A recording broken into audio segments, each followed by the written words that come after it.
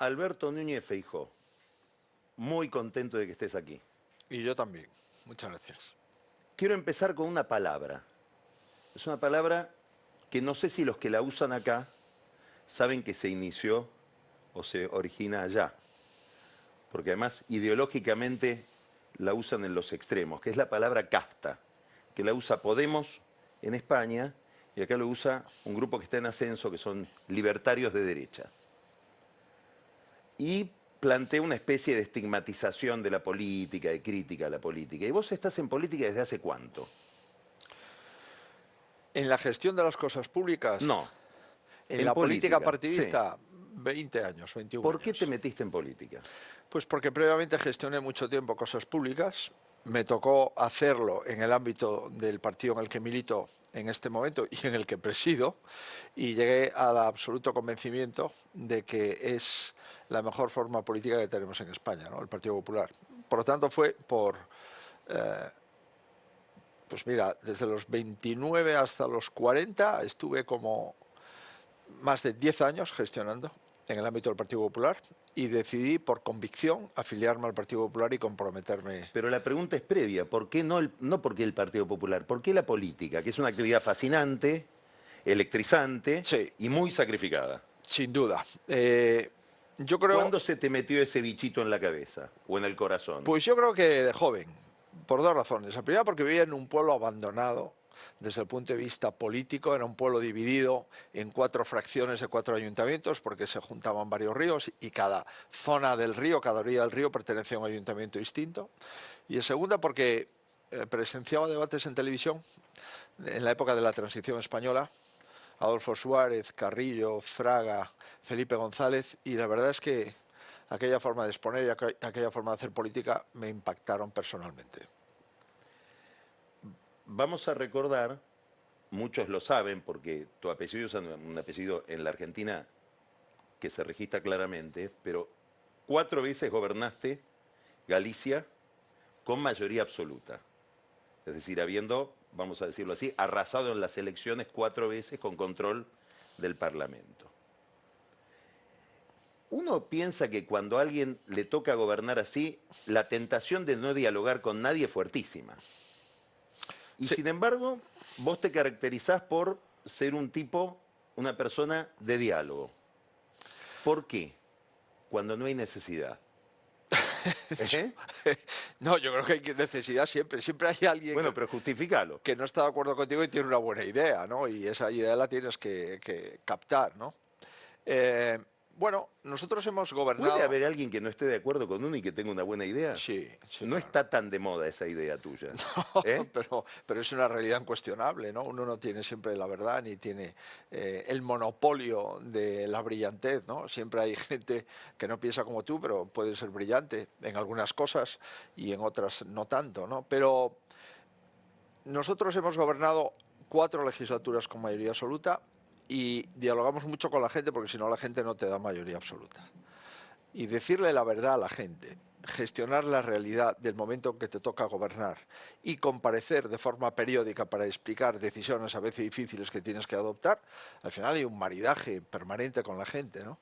Y entender lo que la gente está esperando, ¿no? Por la mañana, cuando te miras al espejo, has de preguntarte, oye, ¿la gente entenderá lo que estoy haciendo? ¿Sabré explicar realmente lo que quiero hacer?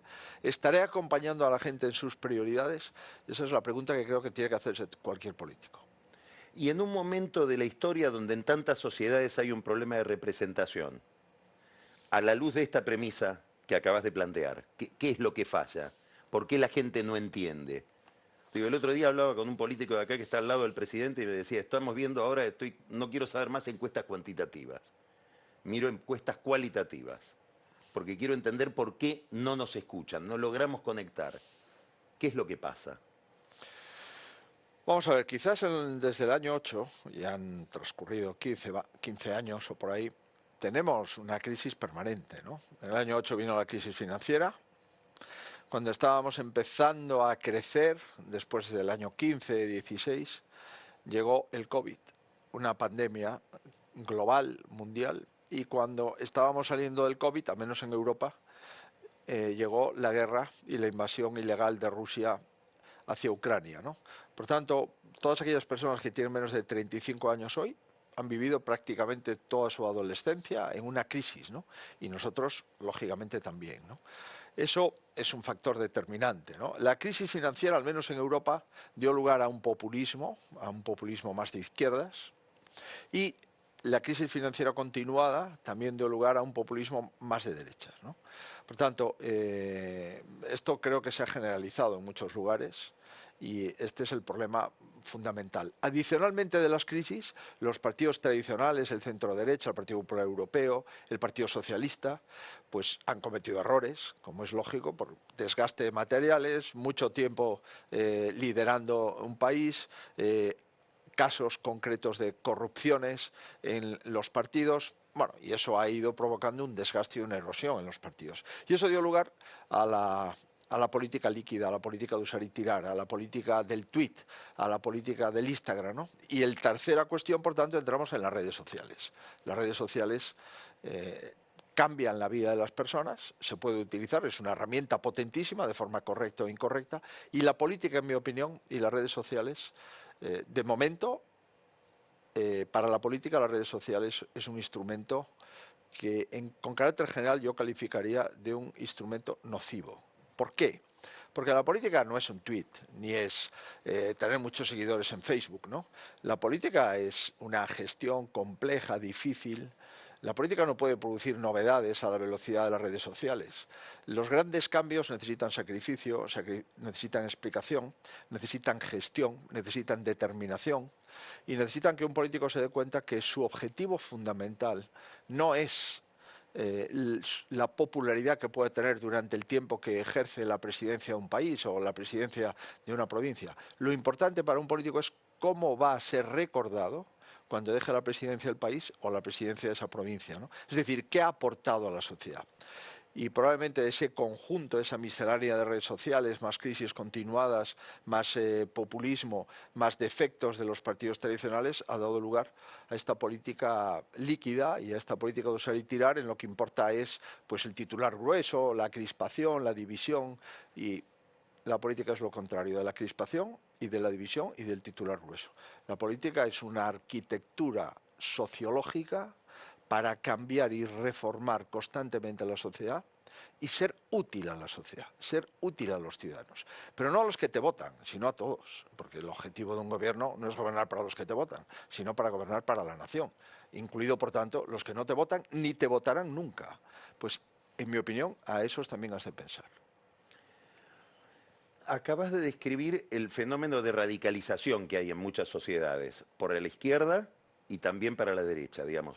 En el caso de la derecha son populismos, digamos, conservadores. Lo vemos en Brasil con Bolsonaro, se ve en Estados Unidos con Trump, en Italia ahora con Meloni, donde hay un componente que uno podría decir antiliberal, donde las ideas del pluralismo, el liberalismo, etcétera, esta concepción tuya de que el otro puede tener razón y por lo tanto tengo que tratar de entenderlo.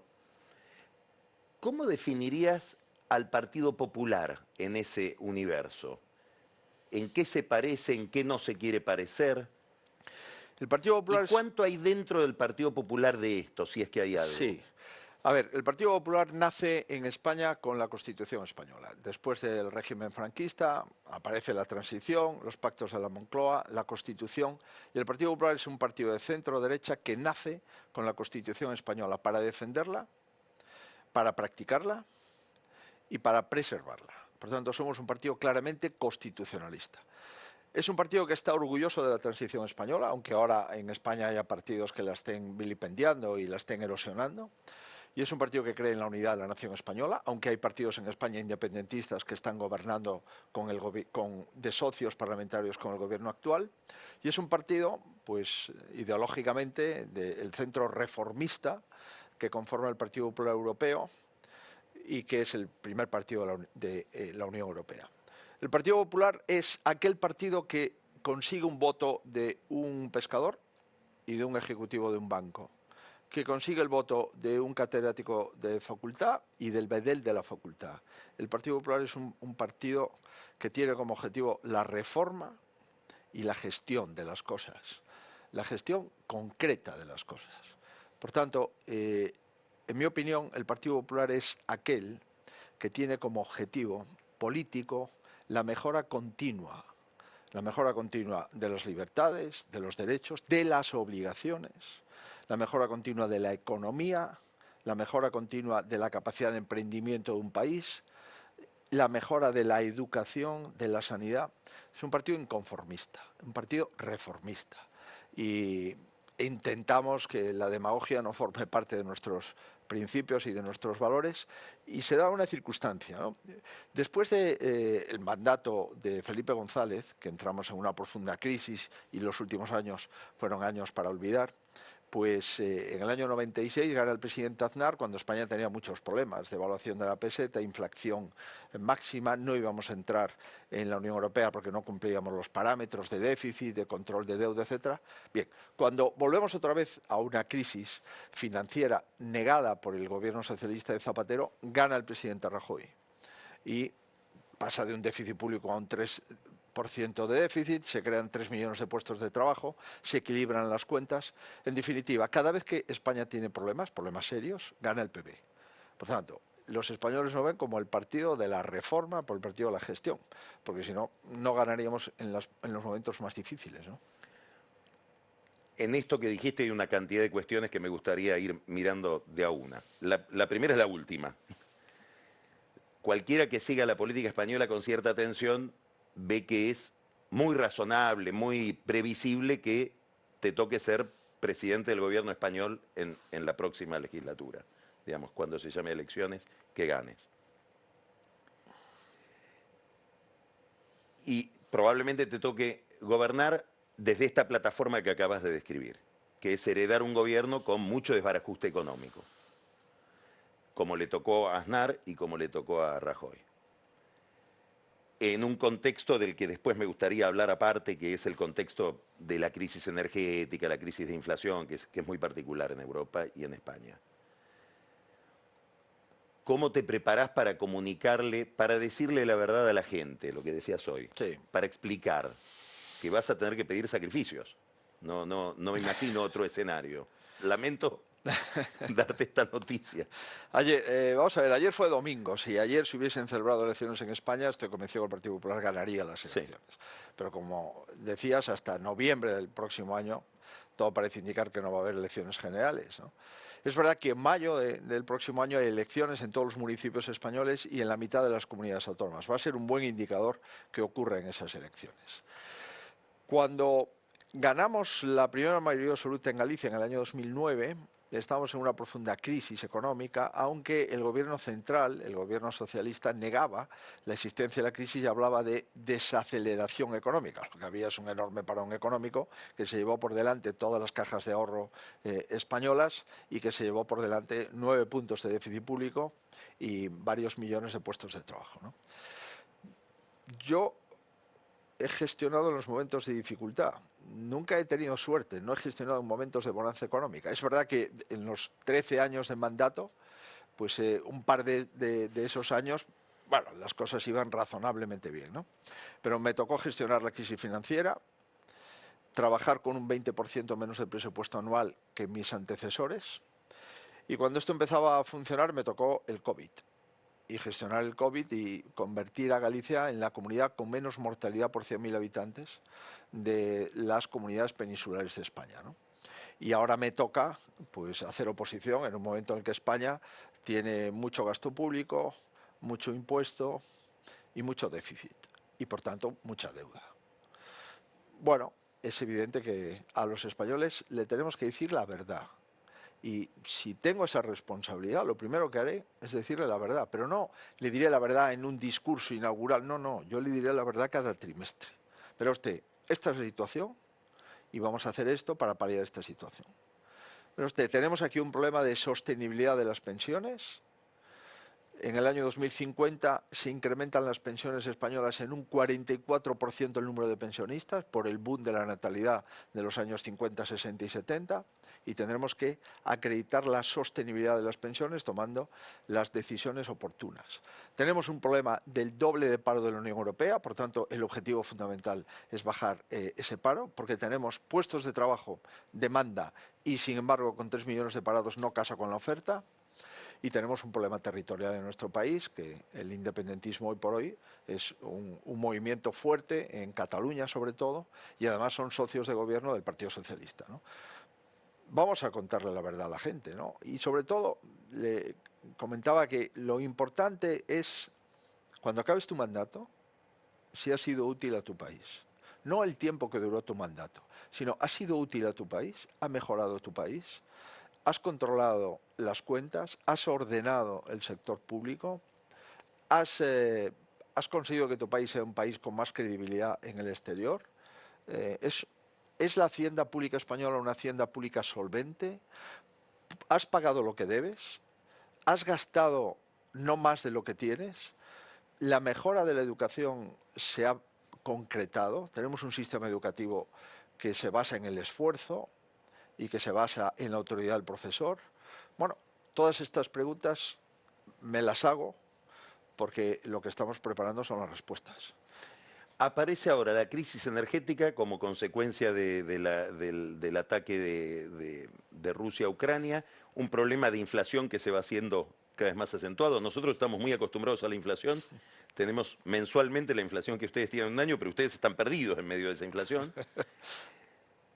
Supongamos que esa crisis ucraniana, esa guerra en Ucrania continúa, daría la impresión de que va a ser largo esto. ¿Cómo te manejás en ese contexto? ¿Y qué efecto puede tener ese contexto para la política europea en general? ¿Hasta dónde las sociedades van a aguantar, a tolerar el nivel de sacrificio que se les impone por esas circunstancias? Bueno, primero tenemos que convencer a los ciudadanos de que la democracia liberal no es cuestionable ni negociable. Ajá. Tenemos que convencer que tenemos el mejor régimen político posible. Y por tanto, no podemos aceptar que Rusia rompa el derecho internacional y invada a un país soberano.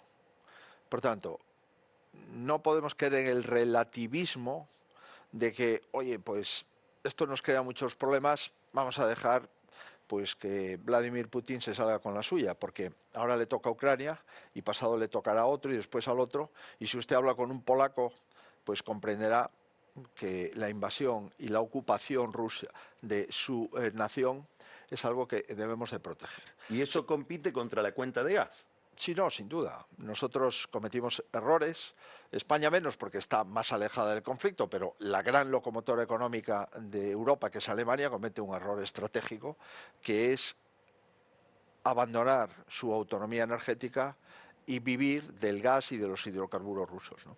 Por lo tanto, Europa en este momento está aprendiendo que la autonomía energética es una autonomía que genera la capacidad para mantener la autonomía política de la Unión Europea. Por tanto, hemos aprendido y estamos aprendiendo de ese conflicto, ¿no? Pero no podemos, insisto, pensar por un instante de que es negociable la soberanía de un país, porque si no rompemos nuestros principios y a partir de ahí se convierte en la selva, ¿no? Eso es lo primero. Y lo segundo, pues como es natural, Europa, que es el lugar de mayores libertades y de mayor bienestar del mundo, que es el lugar donde una persona nace y hasta el momento en el que fallece tiene prácticamente todos los adelantos sanitarios, un lugar desde que una persona nace hasta que se gradúa en una universidad tiene un acceso casi gratuito a todo el sistema educativo, o un lugar donde una persona coge su coche, toma su coche, conduce y se va a cualquier ciudad europea sin bajarse de una autovía, ¿no? Tanto ese espacio de libertad, ese espacio de modernidad y ese espacio de bienestar lo tenemos que preservar. Y ahora nos toca, oiga, pues pasarlo, entre comillas, con algunas dificultades, ¿no? Y también, por supuesto, pues ajustar nuestra transición energética. No podemos en una guerra pensar que vamos a seguir con el calendario de la transición energética sin tocar. Tenemos que ampliar un poco pues, los combustibles fósiles para conseguir esas emisiones cero en el momento en el que podamos hacerlo, ¿no? Pero, bueno, esta es la tarea. Es ¿Qué verdad. te obliga a pensar respecto de la energía nuclear, este nuevo contexto? Yo lo he dicho y desde la oposición no es fácil, ¿no? Sí. Pero yo creo que honestamente me exijo que digo lo que pienso cuando viene bien a mi país, aunque esto no sea muy popular, ¿no? Yo he dicho que las centrales nucleares se deben de ampliar su vida útil, porque mientras no consigamos energía termosolar, energía eléctrica, hidráulica energía eólica marina y eólica terrestre lo suficiente, junto con el hidrógeno verde de los próximos años. No podemos desenchufar la energía que funciona. No puedes desenchufar una energía que funciona antes de enchufar la energía que la sustituye, ¿no? Y creo, en mi opinión, que Europa ha cometido el error de desenchufar cosas que estaban funcionando sin tener la alternativa. Y cuando se corta el gas, o cuando este gas se encarece, y cuando se cortan los hidrocarburos, o los hidrocarburos se encarecen, automáticamente tenemos un problema energético importante, y esto contribuye a la inflación, al incremento de precios y a la desaceleración económica. Hablabas recién de España y de lo que fue la transición española, que para América Latina y para la Argentina específicamente fue una especie de modelo de ingreso a la democracia. Y después hubo toda una larga onda de expansión de España económica, que nosotros la vivimos muy de cerca por las inversiones españolas. Había una presencia muy, muy intensa de España y de los líderes españoles en la región, y eso parece haberse aletargado. ¿Cuál es la relación óptima, a tu juicio, entre España y América Latina? ¿Hasta dónde la vocación europea de España no la puede hacer vivir de espaldas a lo que fue una comunidad de idioma, de cultura, de historia? ¿Cómo te pensás en ese sentido? ¿Qué te gustaría hacer si fueras presidente del gobierno? Pues yo creo que los presidentes González, Aznar, lo hicieron mejor que en la actualidad. Y creo que esa relación con América Latina debe ser una relación que hemos de retomar. Es verdad que al presidente Rajoy le tocó la crisis financiera y le tocó ordenar España, y tenía las dos manos ocupadas para que no se cayese la pared, y eso a veces te impide hacer otras cosas, ¿no? Pero para un presidente español, un presidente de gobierno español, tiene que tener claro dos cosas: que la política exterior de su país no solamente se debe al ámbito de la Unión Europea y al Mediterráneo, por tanto al Magreb, a la zona del norte de África, sino que ha de ser el puente permanente entre la Unión Europea y América Latina. Y esa es nuestra vocación histórica, cultural, lingüística. Y cuando las empresas españolas invierten en América Latina, la pregunta es: ¿y usted qué prefiere? ¿Que inviertan las empresas chinas? ¿Prefiere usted que inviertan las empresas de orígenes asiáticos? ¿O prefiere usted que invierta una empresa que tiene unos trabajadores y unos ejecutivos que piensan como usted, que tienen los mismos valores que usted, que se expresan en la misma lengua, que tienen las mismas raíces culturales y que tienen una visión y una concepción del mundo muy similar a la suya, ¿no? Por lo tanto, creo que es bueno para Argentina y para España y para América Latina en su totalidad esa permanente entrada de la Unión Europea a través de España. Mercosur. Mercosur es una oportunidad histórica para Argentina, Brasil, Uruguay y Paraguay, y para la Unión Europea. Son 750 millones de personas, es el 25% del PIB mundial y 31 países.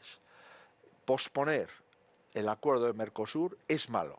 ¿Eso se lo estás diciendo a los del Mercosur? ¿También a Francia? Por supuesto. ¿Y qué papel puede jugar España en esa discusión europea? España tiene que liderar esa discusión. Es evidente que los agricultores franceses tienen reticencias. Conocemos las reticencias de los agricultores franceses en la política agraria común. También las tenemos dentro de los 27. Esto no es un tema que hay un problema con Brasil o con Argentina. No, también nosotros tenemos problemas. Tenemos problemas en la agricultura, en la ganadería, en la pesca, pero hemos de ponernos de acuerdo. Pero al final, tener un mercado de 750 millones de personas que supone el 25% del PIB mundial, eso es un proyecto que no podemos en ningún caso posponer, y llevamos 20 años con esto y no hemos sido capaces de desbloquearlo. Hemos traído a esta primera gira como presidente del partido y jefe de la oposición al presidente del Partido Popular Europeo, Manfred Weber. ¿Por qué? Es alemán, es el presidente del grupo parlamentario más importante del Parlamento Europeo, el Partido Popular Europeo, y además es el presidente de todo el partido. Bueno, y pensábamos que era bueno que viniese a Argentina esta mañana por la mañana a Chile y posteriormente acabamos en Ecuador, para que el presidente del Partido Popular Europeo empiece ya a tener un contacto directo con América Latina a través de España, ¿no? Eso es un poco un síntoma de lo que queremos hacer desde el Gobierno de España en el caso de obtener la mayoría en las elecciones. Última pregunta. ¿Qué impresión te llevas de la política argentina a partir de los diálogos que tuviste, que fueron en poco tiempo muchos en estas últimas horas? Bueno, yo creo que lo primero que tiene que hacer un dirigente político de otro país es ser muy cauteloso y muy respetuoso con las decisiones del gobierno democrático de otro país, ¿no? Y por tanto, mi respeto absoluto en relación a este asunto, ¿no? Lo que sí he percibido es que las personas con las que hablé, las reuniones que he tenido, me están trasladando que así no se puede seguir. Que o Argentina de una vez por todas manda a parar las malas prácticas e inicia un proceso de modernización de la economía, pero de verdad. Un proceso de competitividad de la economía, pero de verdad. Y con la oportunidad histórica que supone que prácticamente todo lo que tiene Argentina lo necesita en este momento Europa, como consecuencia de la guerra, de la crisis energética, del incremento de los precios, hay una oportunidad histórica de incrementar las exportaciones argentinas, de mejorar la competitividad de sus sectores productivos, de atraer inversión y dar seguridad y estabilidad a los inversores y que crean riqueza en Argentina y después se distribuye, que me parece que estamos en un momento histórico, ¿no? Y probablemente las elecciones que tienen ustedes junto con nosotros en el año 23 van a ser determinantes para los próximos 30 años en Argentina. Alberto Núñez Feijóo, fantástico, muchas gracias. Gracias por la oportunidad. Muy, muy agradecido de que hayas estado acá y de haberte escuchado. Encantado. Vamos ahora a un corte.